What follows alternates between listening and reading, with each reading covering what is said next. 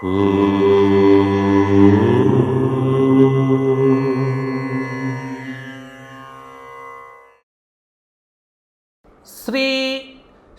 గణేశ శారద దత్తాత్రేయ సద్గురువర బ్రహ్మణే నమః. మనోజవం మారుతతుల్యవేగం జితేంద్రియం బుద్ధిమతాం వరిష్టం వాతాత్మజం వానరయూధముఖ్యం శ్రీరామదూతం శిరసా నమామి. స్వధర్మ ప్రేక్షకులకు మాస ఫలితాల్లో భాగంగా ఆగస్టు నెల అంటే ఆషాఢమాసం కొన్ని రోజులు, శ్రావణ మాసం కొన్ని రోజులు కలిసి ఆగస్టు నెల మీనరాశి వారికి ఎలా ఉండబోతోంది, మీనరాశి గ్రహ సంచారం ఆగస్టు నెలలో ఎలా ఉంది, ఎటువంటి పరిహారాలు పాటించాలి, ఏ విధమైన జాగ్రత్తలు తీసుకోవాలి అనేవి ఇప్పుడు మనం చూద్దాము. మీనం పూర్వభాద్ర 4వ పాదం, ఉత్తరాభాద్ర 4 పాదాలు, రేవతి 4 పాదాలు కలిస్తే మీనరాశి.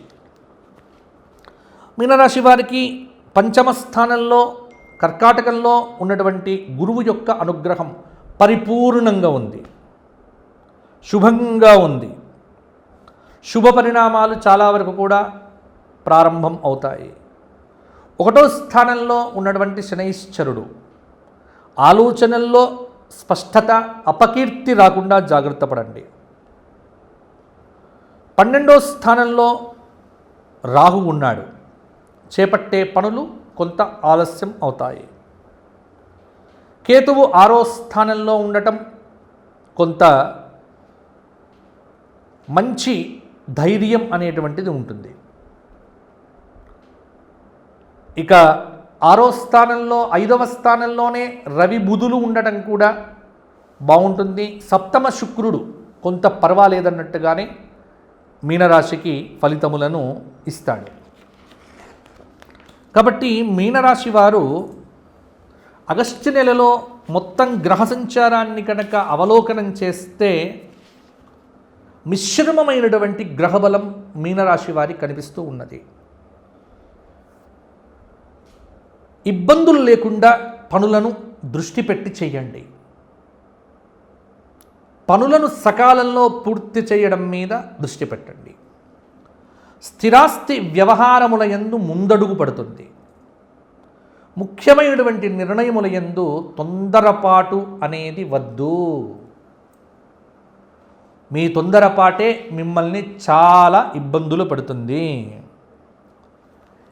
ఏ అవకాశం మీకు వచ్చినా దాన్ని సద్వినియోగం చేసుకునే ప్రయత్నం చేయండి. నెగటివ్ థాట్, నెగటివ్ ఆలోచనలు అనేటువంటివి రాకుండా చూసుకోండి.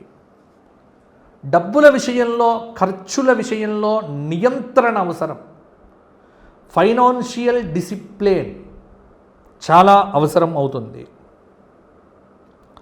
శ్రమ ఎంత పడితే అంత ప్రతిఫలం ఉంటుంది.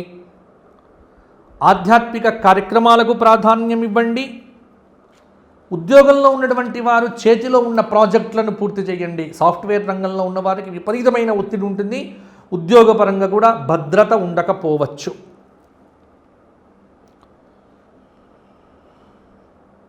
గిట్టని వారు ఎవరైతే ఉన్నారో మీకు శత్రువులు, వారిని మీరు మర్చిపోండి.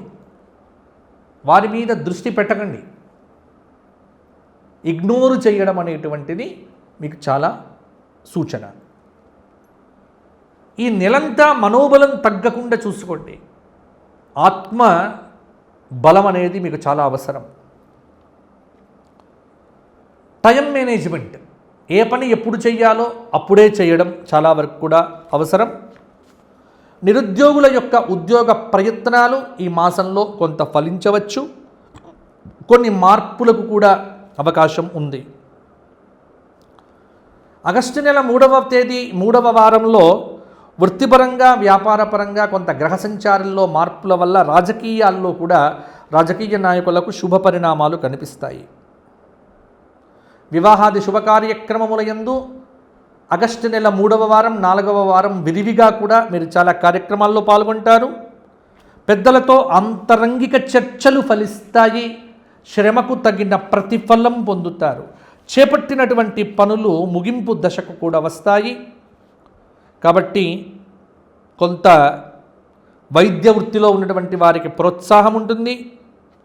పనివారి నియమాలకు, సహోద్యోగుల సహకారానికి ఈ మాసం చాలా అనుకూలంగా ఉంటుంది.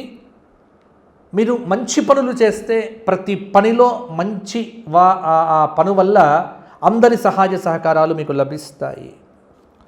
సంతానం మంచి విద్యాబుద్ధులతో శోభిస్తుంది. ఫైనాన్స్ పరంగా కొంత జాగ్రత్తగా ఉండండి. విదేశీ అవకాశముల కోసం వీసాలు అప్లై చేయాల్సిన వారు చేయండి. కొత్త ఉద్యోగాలు కూడా నిరుద్యోగులకు వచ్చే అవకాశం ఉన్నాయి. మధ్యవర్తిత్వ సంతకాలు పెట్టకండి. రుణబాధలు తగ్గించుకోండి. ప్రభుత్వ సంబంధమైనటువంటి పనులు కొన్ని పూర్తవుతాయి. కాంట్రాక్టులకు డబ్బులు వచ్చే అవకాశం కూడా ఉంది. నిరుద్యోగులైనటువంటి వారు గట్టి ప్రయత్నం మీద ఉద్యోగం సాధించగలుగుతారు. ఉద్యోగంలో ఉన్నవారికి స్థానచలనం అనేటువంటి సూచన కనిపిస్తూ ఉన్నది. కొంత ఈ మాసంలో ఆగస్టు 2, ఆగస్టు 4, ఆగస్టు 6, ఆగస్టు 14, 17, 23, 26, 30 తేదీల్లో ఏ పనులు మీరు మొదలుపెట్టినా ఆ పనులు చక్కగా పూర్తి అయ్యే అవకాశం కూడా ఉంది.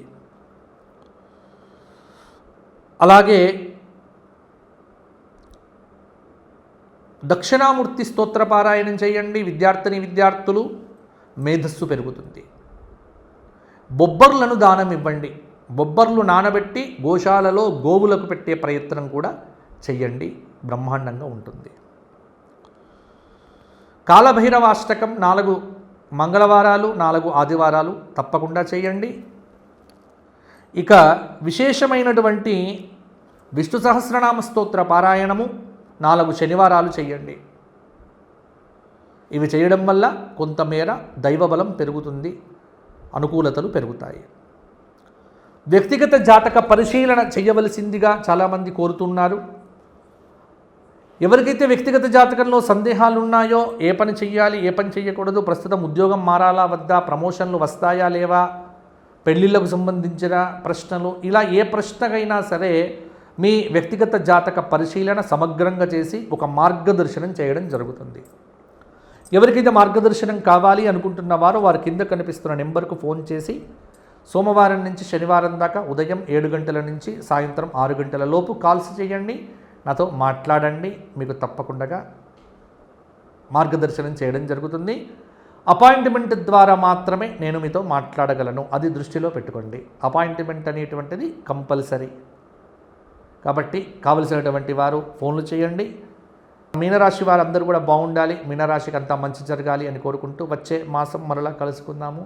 అంతవరకు సెలవు. జై శ్రీరామ్, జై శ్రీరామ్, జై శ్రీరామ్.